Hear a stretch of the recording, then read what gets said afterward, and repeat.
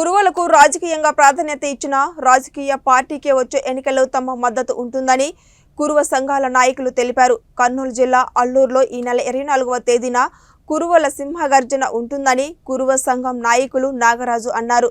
ఈ సభకు కురువలు ఎక్కువ సంఖ్యలో పాల్గొని విజయవంతం చేయాలని ఆయన పిలుపునిచ్చారు. కురువలకు ధృవీకరణ పత్రాలు ఇవ్వడంలో ప్రస్తుతం ప్రభుత్వం పూర్తిగా విఫలమైందని, కుల ధృవీకరణ పత్రం లేనందున కురువలు ఎంతో ఇబ్బందులు పడుతున్నారని ఆయన ఆవేదన వ్యక్తం చేశారు.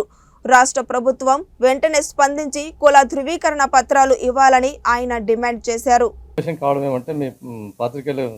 సమావేశం రేపు డిసెంబర్ 24వ తారీఖున ఆదివారం రోజున ఆలూరులో జరగబోయే కురువల మాదాసి కురువ, మాదారి కురువ, కురువల సింహగర్జనకు సకలం ఏర్పాటు చేసుకోవడం జరిగినది. మా కురువలంతా ఏకతాటికి వచ్చేసి రాబోయే రోజుల్లో, ఎందుకంటే మాకు ఇంతవరకు మాదారి కురువ సర్టిఫికెట్లు జారీ చేయడానికి ఇంతవరకు వచ్చిన ప్రభుత్వాలన్నీ మమ్మల్ని మభ్యపెట్టి ప్రతి ఎలక్షన్లప్పుడు ఏదో ఒక నామకే వాస్తిగా ఒక జీవో ఇచ్చారు మన రీసెంట్గా మొన్న కూడా.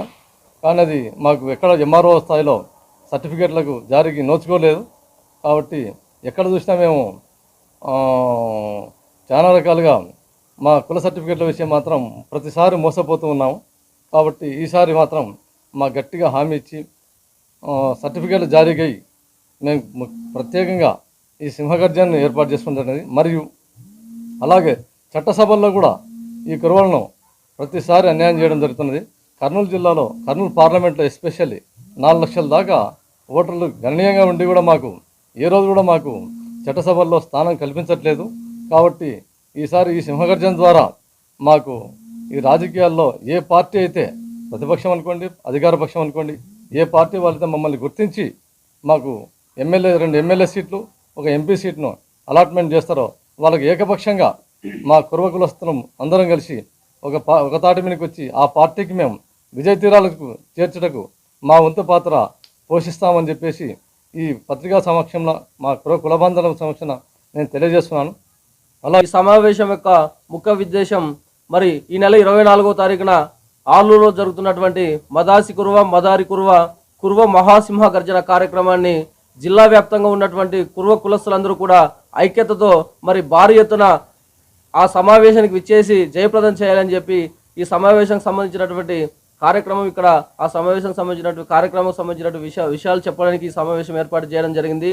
ముఖ్యంగా ఈరోజు కర్నూలు జిల్లాలో మరి అత్యధిక జనాభా కలిగినటువంటి కురువ కులస్తులకు అన్ని రాజకీయ పార్టీలు కూడా దశాబ్దాలుగా మమ్మల్ని మోసం చేస్తున్నాయి, అణచివేయబడుతున్నాయి.